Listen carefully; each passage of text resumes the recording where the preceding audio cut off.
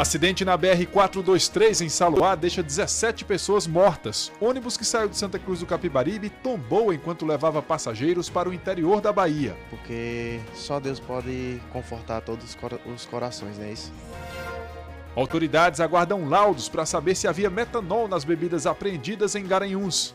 E ele é um produto tóxico para o organismo, então ele lesa os principais órgãos, né? Cérebro, sistema nervoso central, digestório. Série A2 do Campeonato Pernambucano conhece os semifinalistas. Hoje é sábado, dia 18 de outubro de 2025. Seu AB2 está no ar.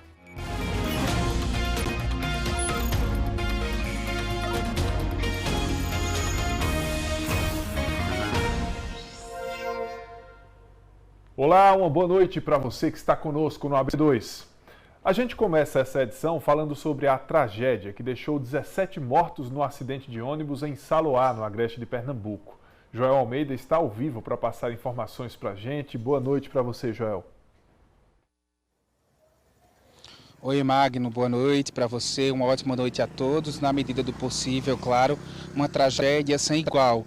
Esse ônibus, ele era fretado do estado da Bahia, precisamente do município de Brumado. Ele veio de lá para cá, para o município de Santa Cruz do Capibaribe. Ele foi fretado por feirantes, por comerciantes da cidade e de outras cidades vizinhas. As pessoas fizeram essas compras e no momento desse acidente elas voltaram.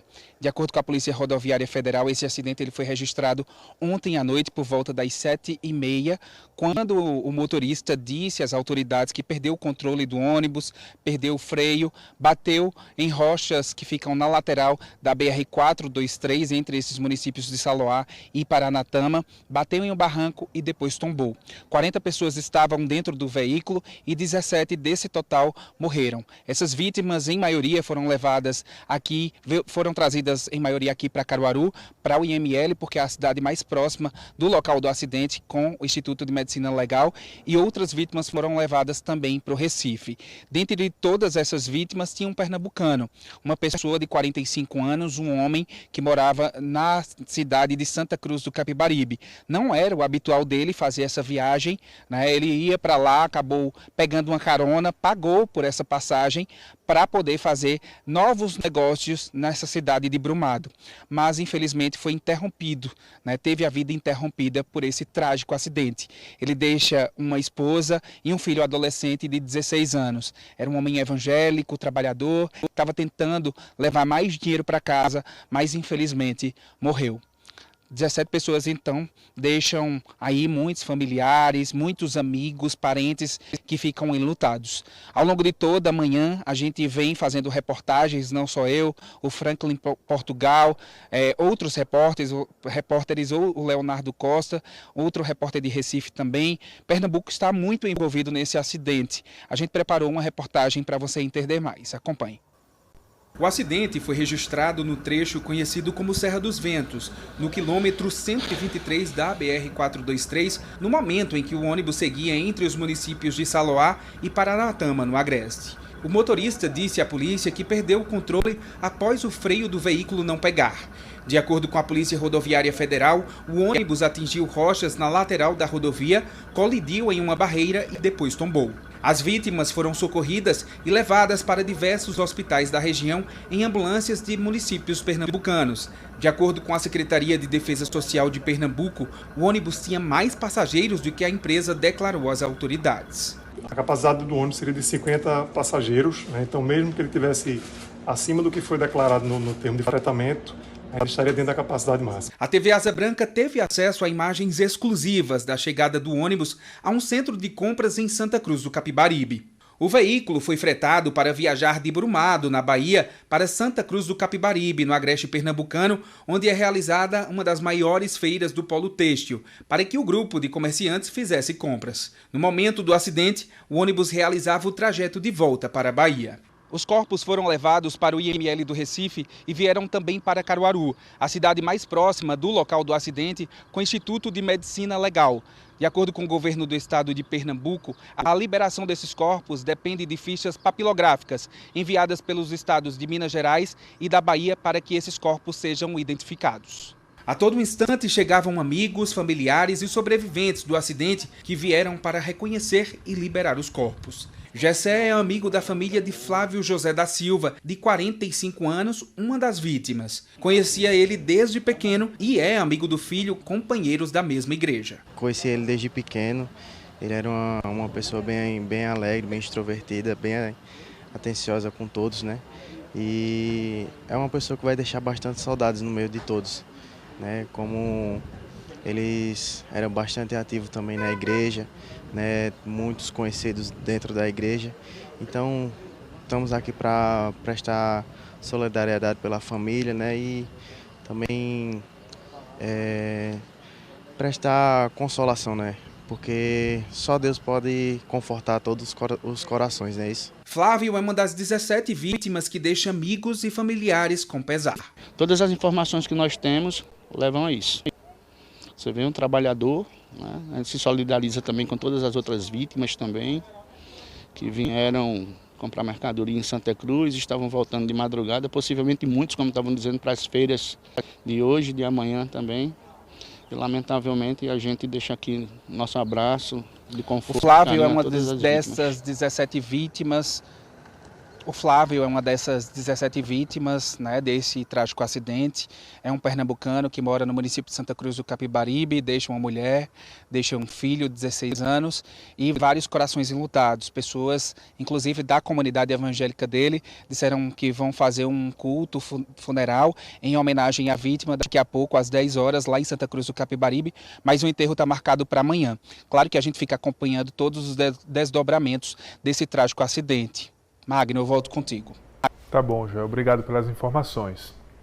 Ainda nessa edição a gente volta a falar sobre esse acidente com um ônibus em Saloá e no próximo bloco você vai ver que as autoridades aguardam um laudo para saber se bebidas apreendidas em Garanhuns estavam com metanol.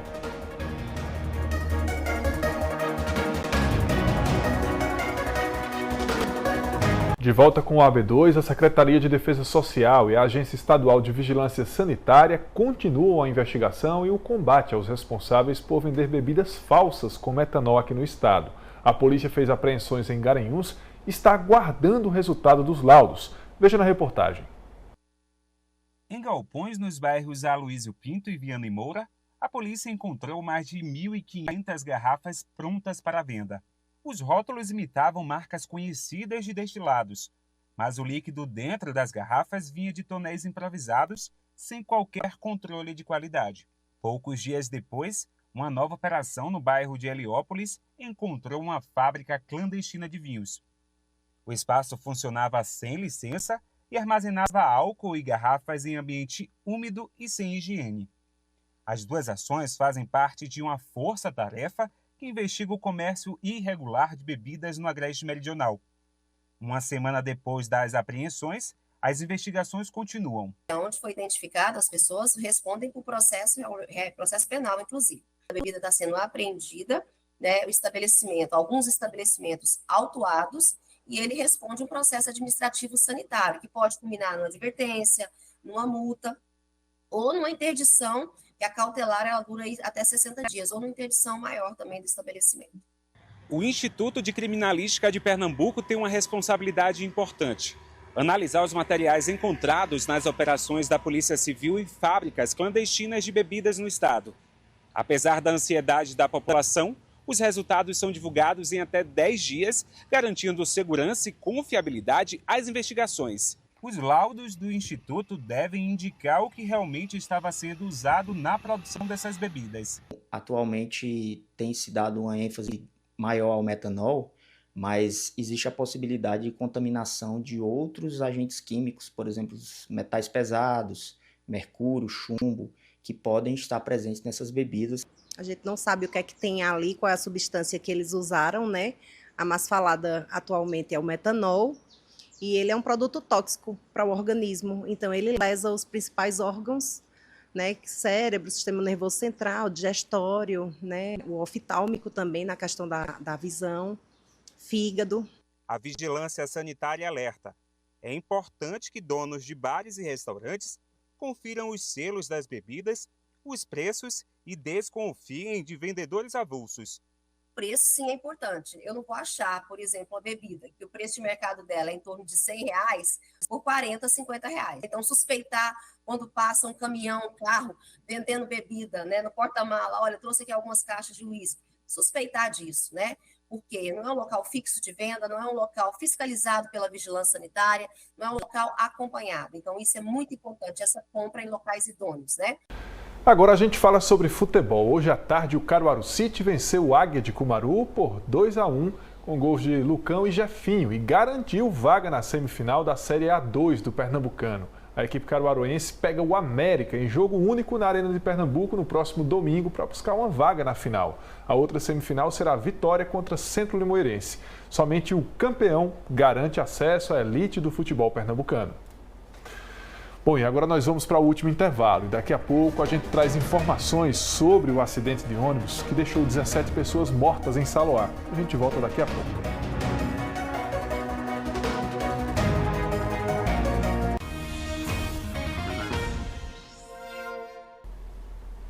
A gente volta agora a conversar com o repórter Joel Almeida sobre o trágico acidente que deixou 17 pessoas mortas em Saloá.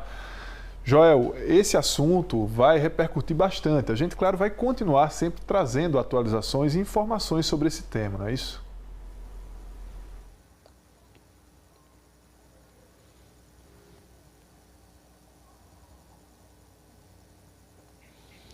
Oi, Magno, olha só, a gente continua falando sobre esse trágico acidente que foi registrado entre os municípios de Saloá e Paranatama ontem. O que é que a gente tem de novo? Agora à tarde, no final da tarde de hoje, a Secretaria de Defesa Social de Pernambuco realizou uma coletiva de imprensa no Recife para detalhar a força-tarefa com várias instituições. As secretarias de diversos municípios participaram, inclusive, dessa força-tarefa, as secretarias de saúde de algumas cidades, né? A polícia também, Polícia Civil, participa das investigações e a própria Secretaria de Defesa Social, além da Polícia Rodoviária Federal.